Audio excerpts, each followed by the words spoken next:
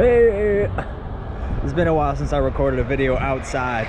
Gotta say, I miss you guys. And I kind of miss my like super creative energy where I'm just like out doing weird shit. I feel like I don't do that nearly enough. I need everything to be structured and make sense, or like I just be chilling too much. Anyway, this is kind of an important video. This is like taking back to the classics here. So this is my first car ever, the Dingus Mobile, the Honda Accord, 2011 Honda Accord EX. I've officially driven it at least 100,000 miles since 2019 when I got it. My mom took great care of this car, and I did not do that myself. But it's a first car, you know, so it's something you got to learn with. And well, long story short, she's nearing the end of her life here at 276K miles. I've done my best to keep her alive. I even just changed the rotors and calipers. Check out that frosty fresh looking shit. But it's not enough. More issues keep popping up, and it's not showing any sign of slowing down. So I'm mentally preparing to let go of this, and that makes me very sad. I don't know. Life changes a lot, and there's a lot of beauty that comes with changes. Fuck. But obviously I'm sad to let things go sometimes because I'm the most nostalgic type of person. And now that my Canterbury house, my childhood home, is gone, it's in someone else's hands, for me this feels like kind of the last piece of home. This is the end of the Canterbury era right here. I mean, all that I have left is my DSi that I had when I was a kid. Everything else is mixed and matched, changed around, and gone away one way or another. So for me, this is a very sentimental piece of machinery. And so I want to give you just a walk around the car so I could run you through my favorite memories, the classic times, before she's gone for good. Okay, let's start in the back here, hey? These were some newer additions. This was Dragonite and Machamp stickers. Those are two of my favorite Mons, Pokemon, so had to put them on. Sadly, they faded away rather quickly. All these nice scratches on the hood. That's probably for me jumping over it and like sliding across with a zipper or a pocket knife or something. So yeah, we done scratched this baby up. Kept the back window intact, pretty proud of that. And I got these feed stickers for Christmas many years ago when I was in Virginia. So yeah, like I said, I'm just running you through all the good vibes here. I remember in 2019 or 21 or something like that, I had the idea to really personalize my whip here, get the Dingus emblem call sign on it. I hope you guys can see that with the sun.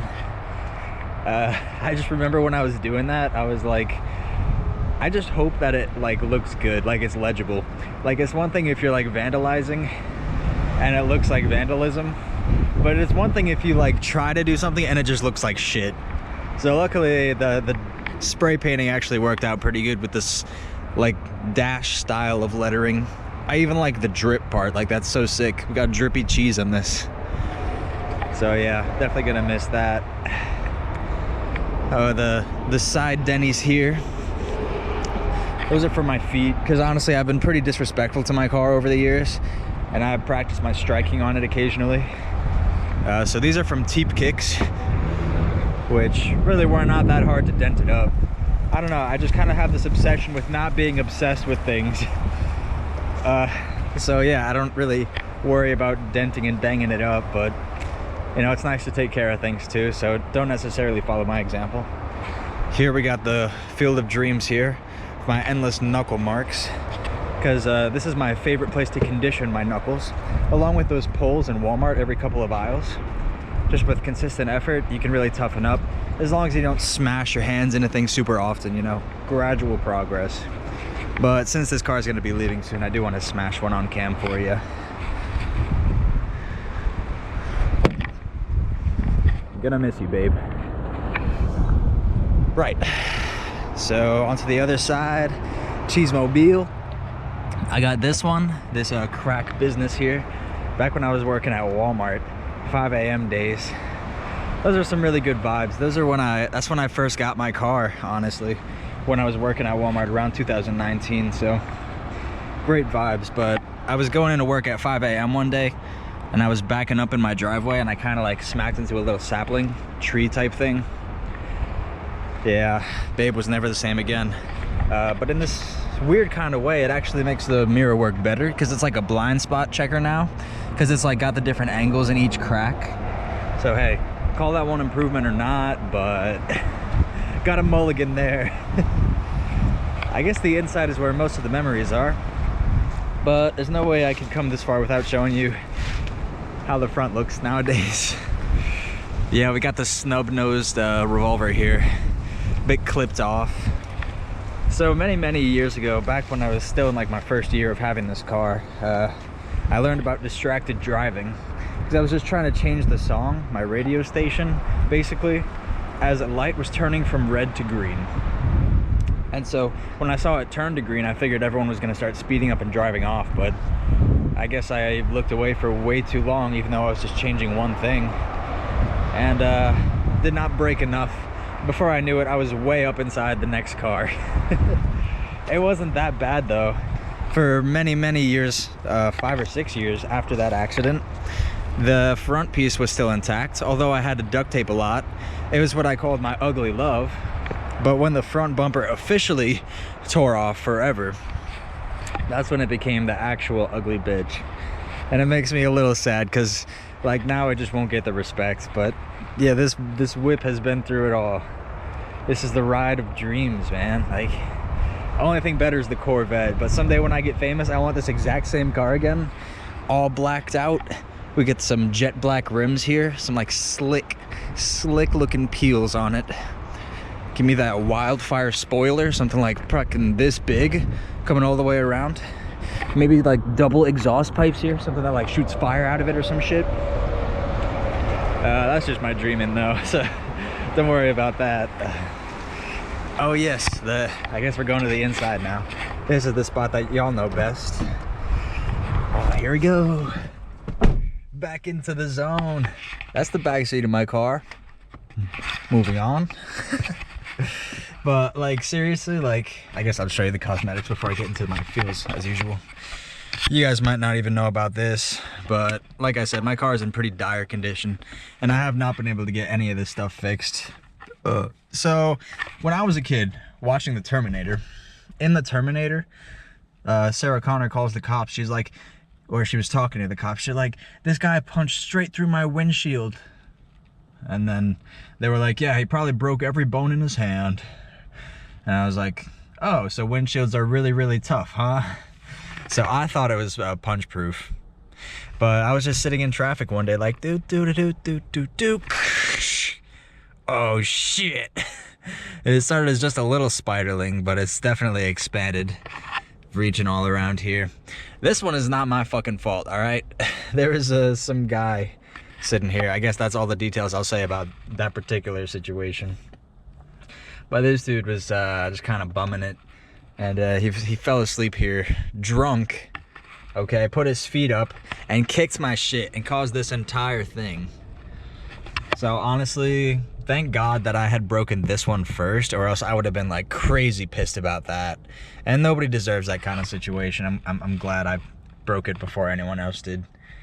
That's kind of my spiritual alchemy, my way of turning things around. Turning a bad situation into an okay one. It's my mastery. So I guess now here we are. We got the diamonds. That's Lady Tory. Some classics here. Cloud9 Smoke Shop, Moose Up CT, shouting out. We got Baby Cubone. Great. I guess now is just for the talking part. I'm gonna miss this car so much because I owned this car for so many years and I still like just recently learned what all of these buttons do. Like I got some great CDs in here, so I learned about that early, but like I was driving this car for like 4 years before I ever learned that it had cruise control, or even what cruise control did, how it worked. So when I discovered that during my trip to Tennessee, I was like, whoa man, this is great. This cruise control is a stoner's best friend. You don't gotta like worry about your speed or anything. You just keep it in the lines. You don't gotta multitask. Keep it simple for us. Appreciate that. But yeah, cruise control, and even better, like learning how to shuffle all my music, because and here's the magic. Well, there's my CD collection, but there's that red thing here. That's my flash drive with like at least 20 hours of songs, like 16 gigabytes of MP3 files in here. And like for my whole life I had just been like running through each thing and like clicking on what I want to listen to, but like within the past 8 months I learned how to shuffle everything that I have. And so it's like I just figured all these things out, but I like doubt that my newest car is gonna have a USB port, because like apparently USB is outdated nowadays and everyone wants to use Bluetooth or some shit. But like I really just want the manual drives, you know. I'm gonna be very sad when my next car is not as beautiful. So this is me giving my proper respects to the Accord. Now for the truest, deepest memories. Just think about all the videos I recorded in this car. Like this is like my safe place. Like I said, this car is my bubble of love. Like the hundreds of hours of videos I recorded in here, the freestyles, the stories, the traveling. Like I've been to Virginia like 8 times there and back for street beefs, to Connecticut to Virginia, that is. I've been to Tennessee like 4 times and back in this car also. So, you know, there was that time where I was actually living in my car, where I left my job with some money saved to go live where Street Beefs is. And that's when I trained nonstop for months over the winter, living in this car. I literally had trash bags full of all my clothes. I would go to laundromats, I would sleep back there. So, I don't know, I feel like I really did push life in a lot of ways that maybe not a lot of people do. And I was willing to do things and endure things that not a lot of people would. But ultimately, it just, all that challenge just like leads back into love. And it's like, this car was here with me for everything. The locks on my door are broken. Like, so many stories are around this car, and I'm gonna miss it so much. On top of that, just the Virginia trips and living in my car and recording the videos here forever. I also took this car to Texas. I was trying to go to California, but my car broke down for the first time ever when I was in Texas. Luckily, we were in good hands and everything worked out. Everyone was safe due to some detours and whatnot, but I don't know. My car was just something that I could trust in for many, many years. And honestly, it partially is my fault that it's come to this point where it's now breaking down, but you know, because I didn't do much maintenance or checkups or anything. But man, I rode this baby down so much, and I just feel like I gained so much beautiful experiences from having this car and from taking it where all my dreams wanted me to. I'm gonna miss every part of this. Gonna miss the music and just the vibes. Like for me, this right here is my world. This right here is my house. And to think that it's all gonna be shifted and rearranged soon, it's getting me all sentimental and stuff, but it's been an honor. I don't know how many more videos I'm ever gonna make from this car, so I'm gonna try and cherish every last bit from now on. Just wanted to say, y'all take care of the things you love, and everything does have its time to come and go in your life. It's important to not hold on for longer than you're supposed to. You know, safety concern in this instance, but I love this car so much. This is, like I said, the last piece of Canterbury, and there's not too many pieces of Canterbury left in the world, so holding on to those beautiful parts of my life forever. At least we still got Manship Park. That's about all I can say for now, but till then, guys, I just wanted to say goodbye with love from me and the Accord. We've been through it all, and I'm sure you guys will never notice the difference. It'll just be a different background in your videos, but for me, like I said, this is my home circle. This is my tribe right here, all right? So this is my final farewell to the Honda Accord. Never came up with a nickname, but fuck it. Stay well.